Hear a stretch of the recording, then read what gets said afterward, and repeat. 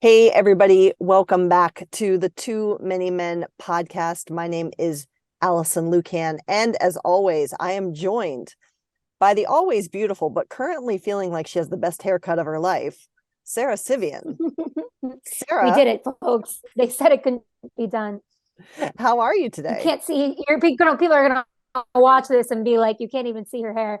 Men, you don't understand what it's like to get a good haircut. You gotta not wash your hair for a week. So I'm marinating in it right now. I'm good. How are you? We are, of course, nothing without the look at this decoration. Look at this room design. Look at this nesting house evolution by the amazing Shayna Goldman. Shayna, say hi. Hi. Hi.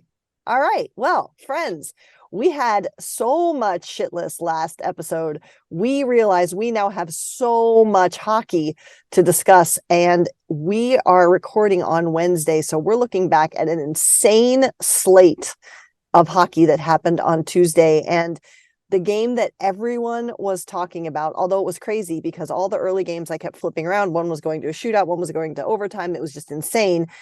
Everyone is talking about the Florida Pittsburgh game. By the time this was over, the final score was 7-6. The Penguins come back and win on a power play in overtime. Chris Letang, returning after an extended absence due to injury and the loss of his father, has a 4-point night, including the game-winning goal, which was ridiculous. It felt like goaltending was optional in this game. And in fact, it probably was, because they didn't even have the goaltenders they thought they were supposed to have. Shayna, walk us through this game. Tell the people what happened, and particularly the concerns around goaltending.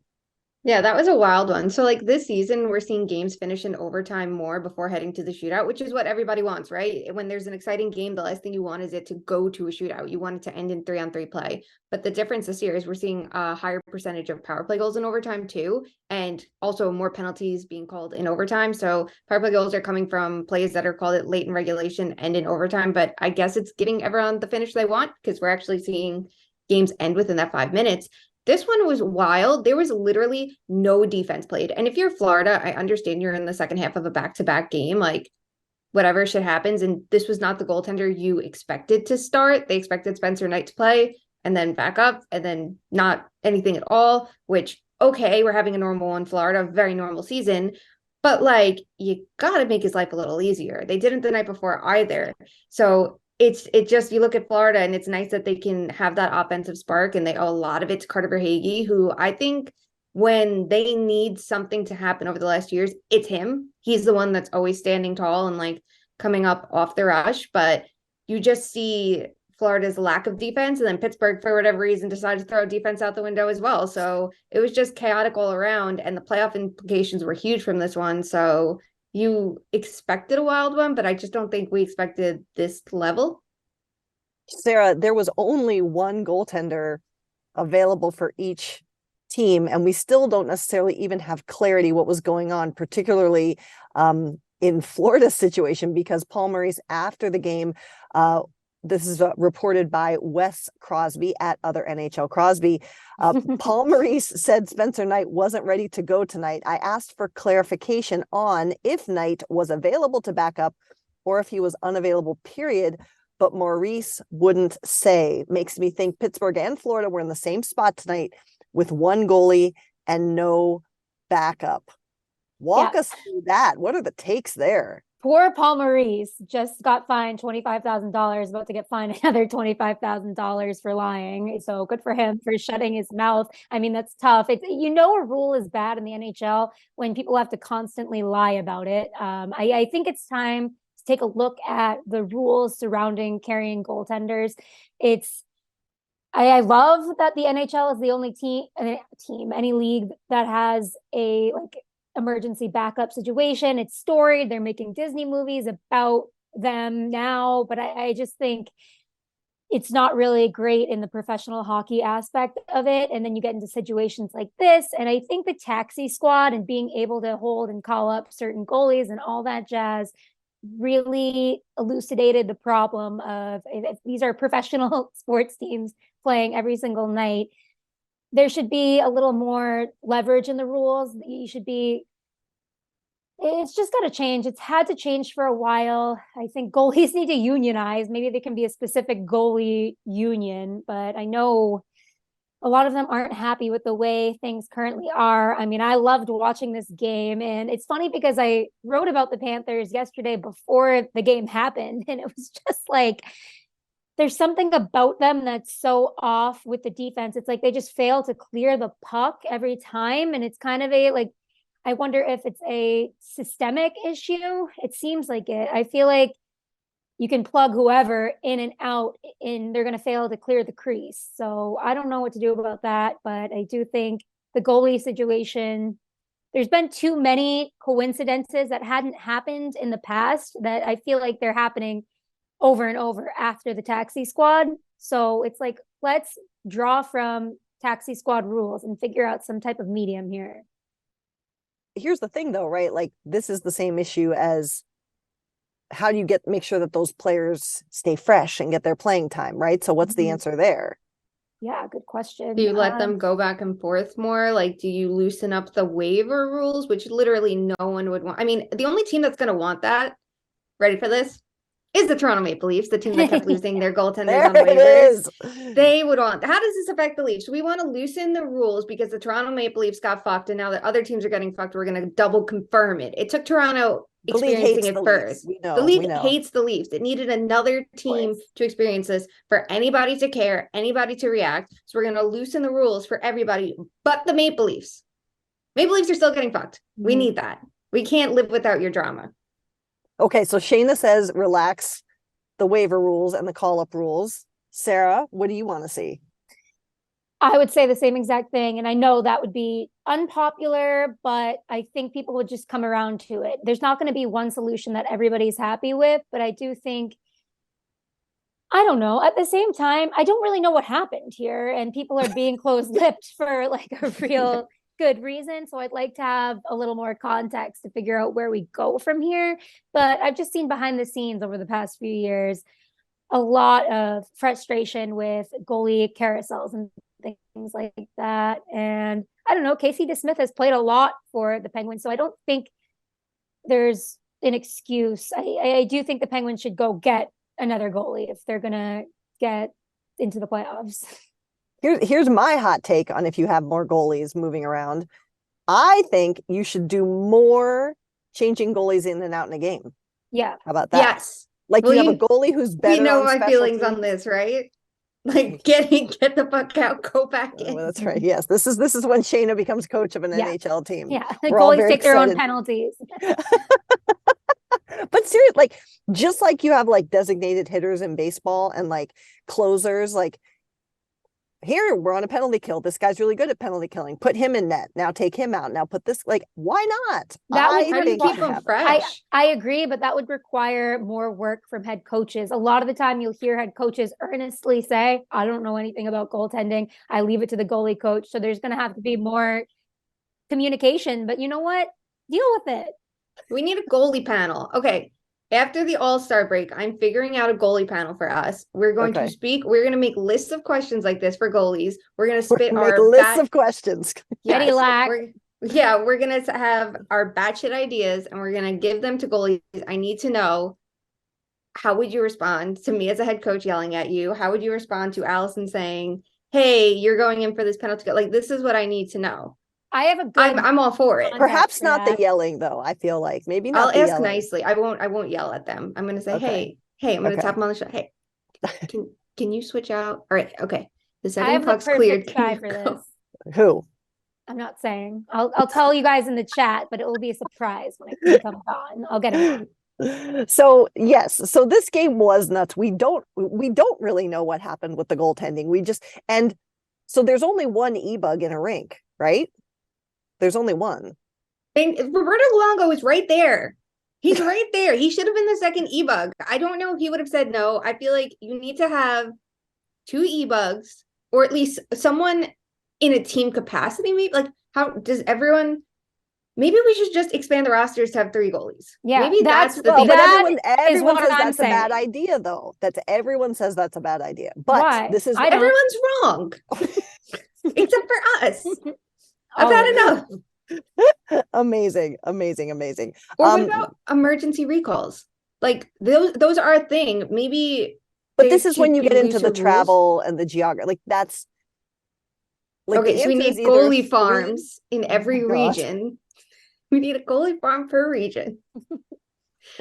God. Well, We the other I'm so option, tired of the stuff. rails. the other option is literally some guy. Like, Well, remember, and it was Florida as well. Remember many years ago where it was when Luongo was with the Panthers, and it was Luongo, I believe, was ill. Whoever the backup was got hurt, and Derek McKenzie was literally like minutes away from dressing as a goaltender. Who, if you don't know who Derek McKenzie is certainly not a goaltender, but he did play one, I think, in junior maybe. But that was a whole moment. Okay, we've gone completely off the rails here.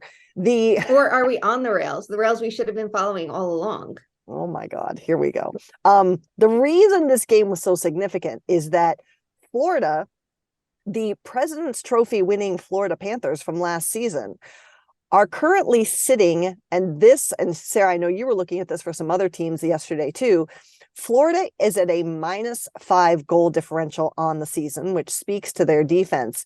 And if we look at their point totals, they are at 52 points. That puts them 4 points behind the second wild card spot, and they have played they are tied with Washington for the most games played in the East. So they are struggling to even make it into the postseason conversation right now. Their points percentage is .520, and a quick scan by me shows that for all the teams that are legitimately in a playoff conversation, it's the lowest. The only teams below them are Philly, Ottawa, Montreal, and Columbus. So that's where we're at. What are we thinking about? How can Florida make it back into the playoffs, Shayna? No. Nope. I don't see it. And it's like, there's like 100 reasons why I don't see it. Some of it is on them and some of it isn't. Like, what's on them is the roster construction. What's on them is the lack of assets to make changes. Should this be a team in the mix for Jacob Chikrin? Absolutely. And when you're listening to this, I will have something written literally about this with Chikrin and the Panthers and how they can't afford it, even though they need to. You can knock goaltending all you want every day of the week. You can get by with average goaltending if you have a better defense. They don't. What is with Paul Maurice and number one defenseman? Why is it that Josh Morrissey struggled so much under Maurice, especially in the later years, and now Aaron Ekblad is? Or is it just the fact that they sold off Mackenzie Weegar? Like, there's a million reasons why this team isn't successful right now, and it comes down to their decisions over the last year and how they put themselves in this situation. And then you look at everybody around them. Buffalo won last night. If Florida didn't get a point and Buffalo won the game, which they did, it would have been a 2-point difference, and there's a difference of 3 games played.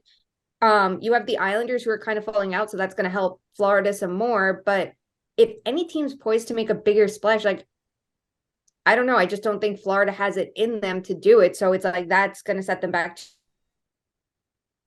Sarah? And then they play each other. I'll say the Red Wings and the Islanders are falling off to me. They're done to me in the playoffs. I mean, the Islanders could come back, but I don't like the 5-game losing streak this late in the game. I think the Panthers could squeeze in, but my gut's just telling me no. It's one of those things where not everybody can make it in, and the East is so stacked. And I don't want to put too much faith in the Sabres because they've let me down so many times before, but I have a lot of faith in them, unfortunately. So I think they're going to make it over the Panthers, and the Panthers have just been so inconsistent that ruins it for me. Well, and Shayna brought this up. Let's dive into some of the teams that are, okay, so let's recap for the people. In the East, the top 3 teams in the Metro are Carolina, New Jersey, and the Rangers. They're all right at 60 points or higher. The Rangers are at 59, but they're basically at 60 points for purposes of this conversation. The Atlantic, I mean, Boston, obviously, I mean, they hit 80 points already, which is insane to me. 80 points in 47 games played. So no one's catching them. Toronto is second. Tampa Bay is third. They're all 60 points or higher.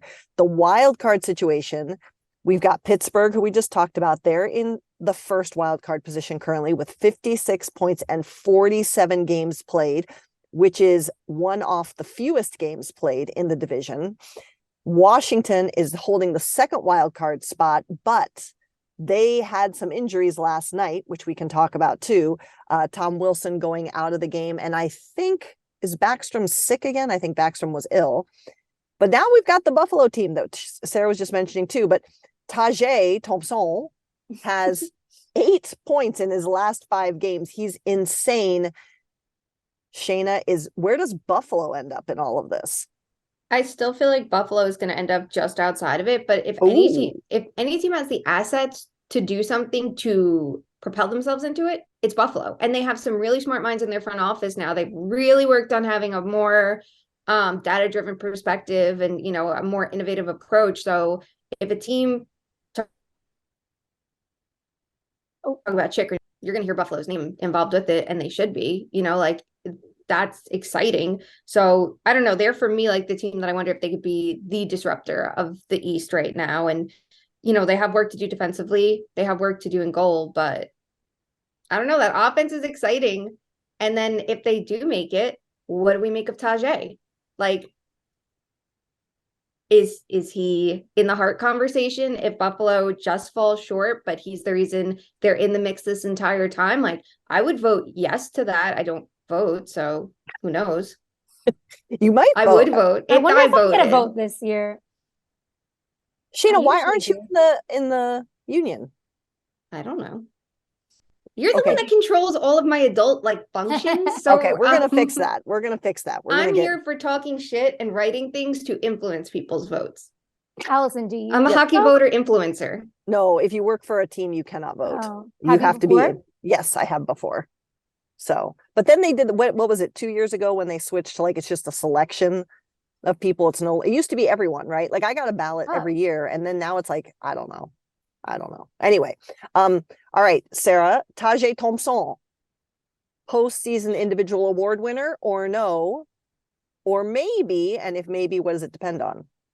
I know I have McDavid fatigue a little. We get it, you're really good, but it's not his fault. He's so consistently good, and he just keeps getting better. I can't justify not voting for him for the Hart right now, but Tage would get one of my votes if I get to vote again this year, if I'm so lucky. But I just love how dynamic his game is, right? And how he really, it's like the, oh my God, Taylor Hall. I almost said Tyler Hall, boating license. That's the first thing I think. Oh my God. It's this is the human error. It's the human error. I know. It's that season with the Devils when he won the Hart. It reminds me of the same thing, but I do want to give Jeff Skinner and co credit because Deline has been a really good player for them, and he's shaping up his game into the player that we thought he was going to be almost. So I think it's been more of a collective effort, but it's really hard for all these guys through this with minimal goaltending. So I hand it to them, but Tage has really jumped onto the scene, does the little spinoramas, does the toe drags, but makes it look easy. I'm so excited for him at the All-Star game. And I do think even if he doesn't win the Hart this year, he might be getting better and better. I don't know. I just love his game. That's fair. He probably won't win it this year because I think this year is, like you said, it's the race for second place. It's Connor McDavid's year, but I don't know. I feel like it's a big thing for a player to get the finalist nod. It could be a big thing in their contract. Obviously, that's not his concern. He already has his next contract, right? All planned but it out. Could be in there. It could be in there. Yeah, it could be in there. That could be a performance bonus for all we know. Finish here, things like that. It's just a big thing for Tage to be in the mix with players like Jason Robertson and Connor McDavid. The fact that Buffalo is so relevant this year, and the fact that they're this year's America's team. Edmonton lost that title, I think, and it's the Buffalo Sabres are America's team this year. Who knows who will be it next year? Yeah, we're gonna have to do an awards show again because Connor McDavid, we get it, like you said, Sara. I just can't. We need to talk about other people more, I guess. We do, but he has 88 points in I 40 know, but games. like I he's think also last so year we had boring. he is. I think last year we had the fatigue with him though. It felt like everyone was like, yeah. He's on my heart ballot, but he's like 2 or 3. No one was like, yeah, he's winning it for me. Everyone was like, yeah, but Matthews and Shesterkin, and here's another shiny toy, and here's Johnny Gaudreau and Kaprizov, and rightfully so. But McDavid like could have. I still think I vote goalies, but I think if a goalie should be in the Hart conversation, they probably should win it because there's usually like Connor Hellenbuck could be in it this year too, but no one's going to do that because that's boring. I think I voted Shesterkin for Hart last year. He was in my top 3 regardless. You and If Jeff I voted, that's who I would have picked. Yeah. Wow. Your influence, your impact. All That's right, me. so that's Buffalo. So we're high on Buffalo. Let's look on the other side of Florida. The Islanders, they are 1-6-3 in their last 10. They've lost 2. Lou Lamoriello came out with the dreaded vote of confidence in his head coach, I believe either yesterday or today. I saw that reported. What are the Islanders going to do? Shayna. I think everyone's paying attention to the Islanders now because they played the Leafs the other day and they lost to the Leafs. So now we all want to talk about the Islanders. It's the same thing with the Kraken a week ago, 2 weeks ago. Kraken play Toronto, they win, and everyone's like, oh my God, the Kraken are so good. The Islanders lose to the Leafs. Everyone's like, oh wow, the Islanders are bad. I don't put this solely on Lane Lambert. I think the biggest question this year was how he was going to differentiate himself for Trotz. And I think the biggest thing was everyone had expectations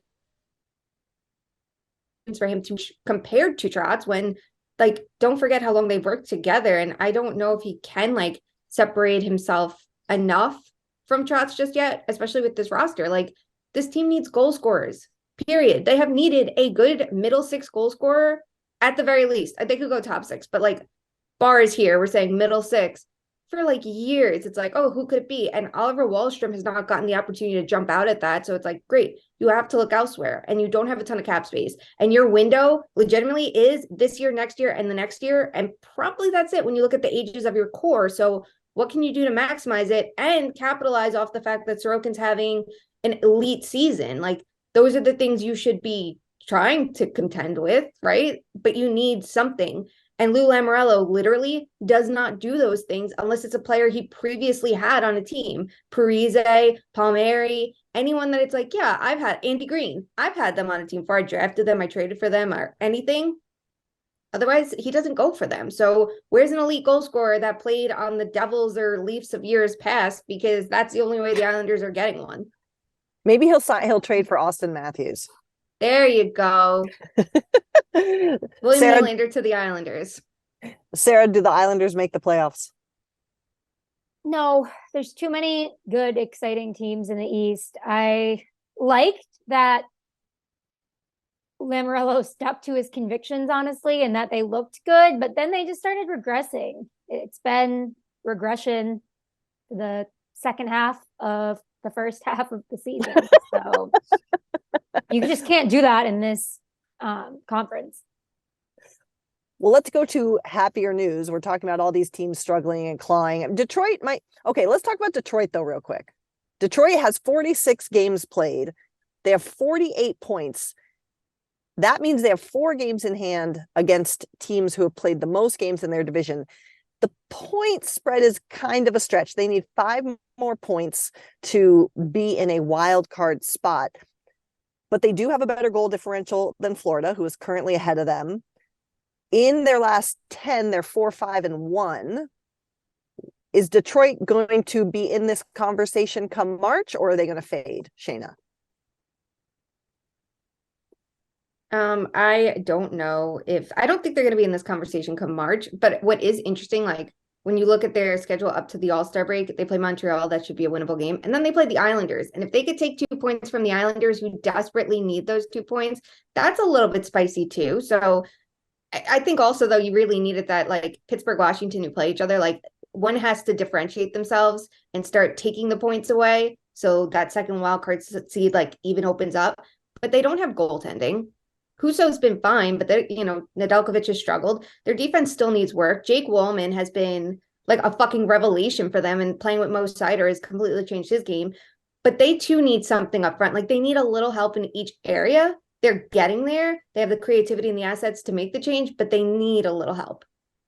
In the past 10 days, they've lost to the Blue Jackets, the Coyotes, and the Flyers. So it's just kind of fizzling out for me. And that's okay. I still trust the Yzer plan. I think they're ahead of schedule anyway. And I'm loving the flashes of brilliance and things starting to get together for the team. But there's so many, they're honest about it too, which I respect, but they're waiving Nedeljkovic, they're waiving players, and they're kind of figuring out the puzzle pieces still. And there's nothing wrong with that.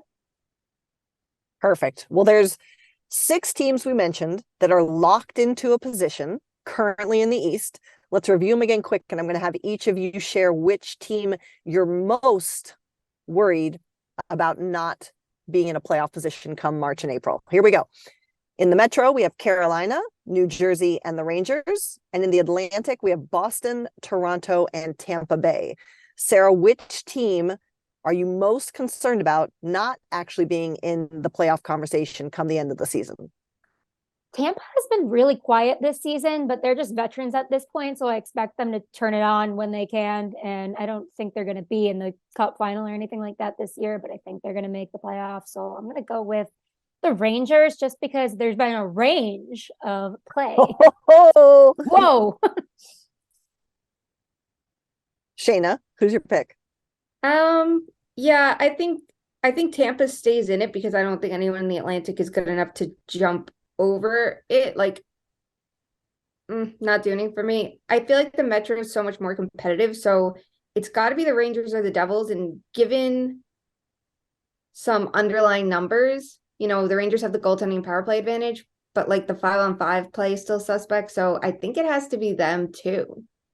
Interesting. All right. Last question right now. What about you? Me? Well, mine is New York. I also feel that they are rangy in their efforts, but I like your points on New Jersey. I will pay more attention. As I mentioned, Pittsburgh and Washington are the current 2 wild cards. Who are your picks right now for the Eastern wild card spots come end of the season? Sara?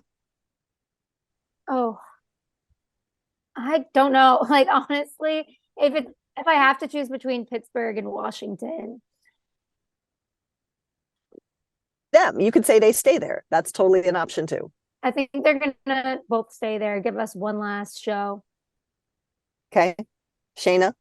I agree. I think Washington, for me, a month and a half ago, I was kind of like, maybe their time has come to an end. Like, even though the injuries were mounting for them and that's not their fault, it felt like they were sliding. But over the last month, they've been one of the best 5-on-5 teams in the league. Like, I can't ignore that. And Pittsburgh, it just feels like they'll make the moves to keep themselves in there. Like, they're going to be, I feel like they're going to be fine. So I have to stick with the 2 of them as much as I would truly love to see a team like Buffalo get in there and spice it up. You know what? I'm actually going to go. Sorry, I'm going to go Buffalo and Washington. Alison, your turn. Okay. So there you go. Now we have some variety, some controversy to watch for. We would be, though, remiss. We've talked about all these teams struggling for getting into a postseason spot. This is when the games start to get really, really interesting. And as Shayna pointed out, 4-point games become hugely important interdivisionally and with all these teams jockeying. But we do need to tip our cap to the Boston Bruins. I mentioned this when we recap the standings. 47 games played, 80 points. 80. They've only lost at home once in regulation to the Seattle Kraken, but only once in regulation and only 3 times otherwise, and that took extra time. They are on a 6-game win streak. Sara, can you put into perspective what this year's Bruins team is actually doing right now? No, like there's no perspective to give. They are shattering NHL records and they're going to continue to do so. It's like every 10 days, you feel like they're going to regress or they're going to go on a losing streak, and they never do. And I remember after the first month of the season saying, okay, they're on pace to win the most games in NHL regular season history, but it's ridiculous to assume that they're going to do that. And it's still a good season if they don't. But every month you look back and you're like, oh, they're still on pace to do this. They're still very much on pace to do this, even if they have a losing streak. So they are coming for the 95-96 Red Wings records. And that is terrifying. I am really enjoying watching it. There's so many elements to it, right? There's David Pastrnak having this amazing season. He's such a humble guy, and he grew up kind of poor, and he said like he gives back to his community so much, and he's having the best season he could have, like going into free agency. So I'm so happy for him. Jim Montgomery's second chance, you can tell he's taking it to heart. There's Bergeron's back. Krejci's finally getting the respect that he's always deserved. There's so many elements, and good for them. Love it.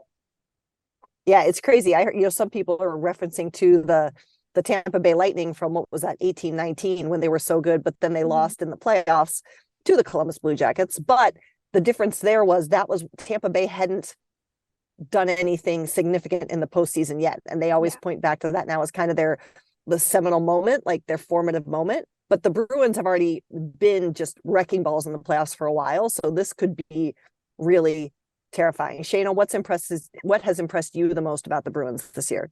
Could you imagine if it's like Boston Buffalo round one and fucking Buffalo upset them? Like, that's what you just gave me. Like, it popped into my mind the second you cited Tampa Bay. So I was like, oh my God, like how they fell apart. No, with Boston though, it's just all around dominance. Like the forward group is stacked, and they figured out the right balance. So it's not just a super, super, super top heavy team, and they still are a top heavy team, but it just feels a little bit different. The way they're managing through injuries is super impressive. The defense is stellar. Hampus Lindholm, it shows the impact of environment and systems and how to maximize players. That change from Anaheim to Boston, he's playing like a Norris caliber player, and he was before McAvoy was back too. And the goaltending, like, do they have a ton to work with? No, but they're responding to their workloads as well as they could. And then coaching, it's a huge impact. You see Montgomery like tweaking fundamental parts of players' games to figure out ways to improve them and, give them a different look. You see players like Charlie Coyle playing a lot better under him, and DeBrusk is a huge one. So it's just the all around vibes. And this is a team that management hasn't been perfect with. We've talked shit about the choices they've made before, especially with a lot of like their up and coming players. They usually do well via trade with like additions, like Taylor Hall was a good addition, and Coyle and Lindholm. But then we look at things like, where's your young players? But they're managing without it. And it's really impressive. It is indeed. Well, the East is going to be interesting. We certainly don't want to be all East Coast biased. We will quickly just acknowledge that in the West, we have a couple teams on huge win streaks. We'll dive into the Western Conference more in another episode, but just quickly shouting out, Colorado was, what was it, even just a week ago, completely out of the playoff conversation. They're starting to get healthy again, and they too, just like the Bruins, have rattled off 6 straight wins, as have the Edmonton Oilers. And if we look at the standings now in the West, Edmonton is holding down the first wild card position, and Colorado is third in the Central. Which of these two teams are you more impressed with and or more confident with holding down a postseason spot? Shayna? I'm more impressed with Colorado because they've had a lot of injuries. Like, they still don't have Landeskog back, and Nichushkin's been in and out, and McKinnon was hurt, and Makar has been hurt.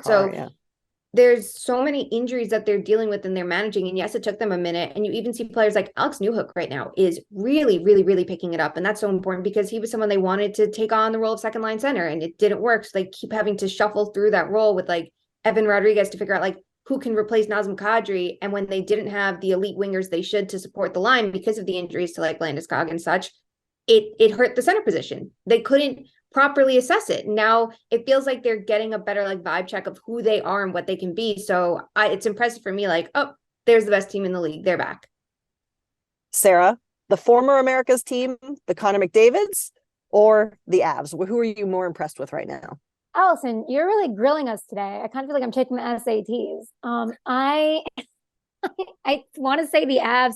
I felt like the cup hangover is fine, right? Like they're allowed to be a little bad in the beginning of the season. Then McKinnon's out, Landeskog's out, Shushkin. There's so many players that have been impacted by injury early on for them, but good teams know kind of when to take a deep breath, when to relax, and then, oh shit, okay, we're actually falling out of the playoff race. Let's get some consistency. And our boy Peter reported that they had a team meeting, and ever since then, they've won 6 straight. So I feel like that just goes to show they were a little lost and chilling after a really hard playoff run.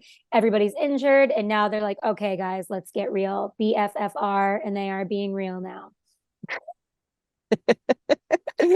All right. Well, my friends. Wait. Your pick. Wait, what? My pick? Yeah, yes, come on. You're grilling us.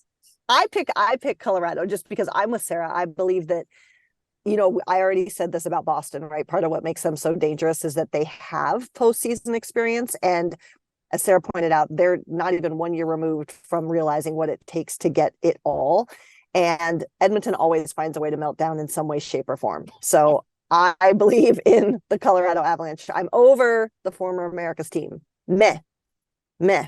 What happens first? Connor McDavid gets a personality or actually wins a Stanley Cup? That's for you to decide. Who's to say? It's going to be a Stanley Cup, but it's not going to be in Edmonton. Leon Draisaitl's going to ask out, and Connor McDavid's going to follow him because he can't be the one to lead that decision. That would require having a personality. He has to wait for everything to fall apart, then he'll follow. Connor McDavid's going to come to the Bruins. I'm going to be there every single day with another ridiculous question to ask him to force him to have a personality. That is the game plan for mine and his careers. If he comes to the East, I want to become a beat reporter just to follow him around and ask him ridiculous questions and see. I'm going to beg to get an ounce of personality and be like, how does it feel to live on the East Coast and not have a heated driveway? I know. We joke, things like that. I know. We joke, but that was literally my career for a few years and I kind of miss it. I would bring it back for McDavid. Anyway, well, we broke down all this Eastern dialogue and discourse today. So let's end with our favorite game and keep it focused on the East. It is Fuck, Marry, Kill. And my friends, we are not acknowledging Vancouver yet. Yes, Rick Tocchet won his first game, but every team usually wins their first game with a new coach. We'll wait to see what happens when he's 3, 4, 5 games in. Also, he played Chicago. They played Chicago. Yeah, come on. Chicago had 4 shots on goal in the second period or something like that? It was insane. Yes, exactly. But, everyone is reporting, not us, because we are the outsiders, not the insiders, is reporting that Bo Horvat, captain of the Canucks, did you guys see that? Yeah. The Canucks is going to be traded from Vancouver. So, my friends, I ask you to fuck, marry, kill 3 teams that could be contenders in the Bo Horvat sweepstakes. Shayna, you're first. Here you go. The Bruins, the Canes, or the Devils. Go. Okay. I'm going to kill the Bruins. They don't need him. They're fine. You have Bergeron, you have David Krejci, who's doing great, and then you have Charlie Coyle. You don't need him, Boston. You're too good.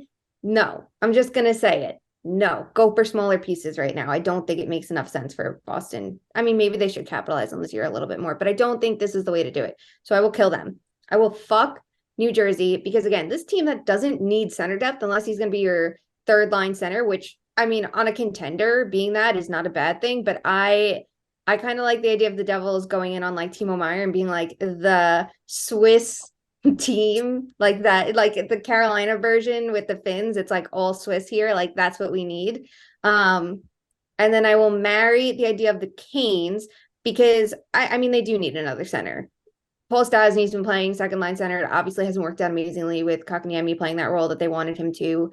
And they need to replace Trocheck. And I think Horvat would actually fit in really well there. I think his style of play would kind of mesh with Rod Brindamore. I think that the way he's worked on his game to like improve his tips and deflections and stuff would like really click well with them. So, and they need someone who can just finish their chances, which he's doing really well. It's going to run out, but I feel like in their system, maybe he extends it. Sarah?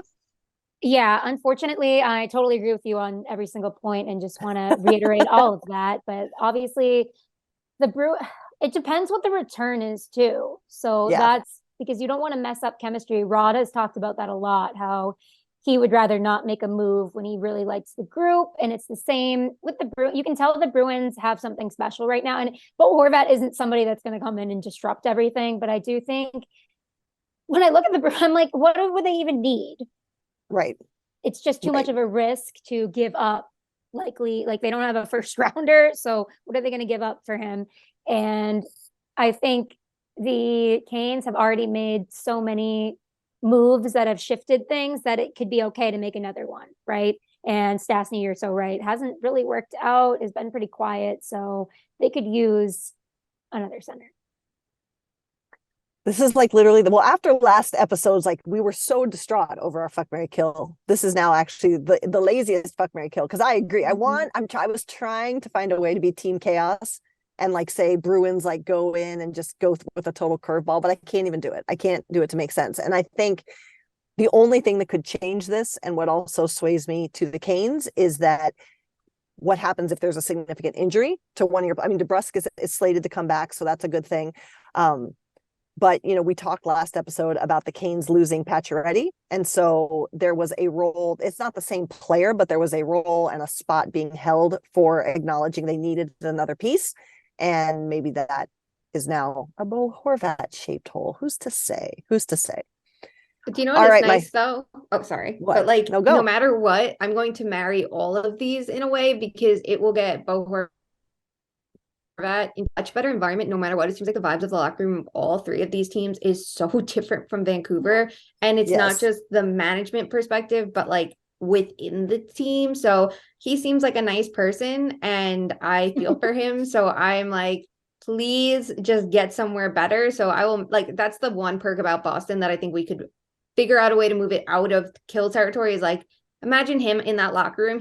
It would be like culture shock for him. He'd be like, what am I doing? This is the best locker room. It'd be like Christmas. Every day. Like, come here, my sweet child. All right, my friends. Well, that does it for us this episode. As always, remember that you can follow us on Twitter at @2_much_man. And if you don't follow us, you can't be a douche and send your stupid ass replies because you think you know what we're about, even though you didn't listen to the episode. So just stop talking. You're embarrassing yourself. Shut up and go away. But people, if you would like to interact with us and follow us and comment and let us know fuck, marry, kill nominations or other topics you'd like to see, please do so there.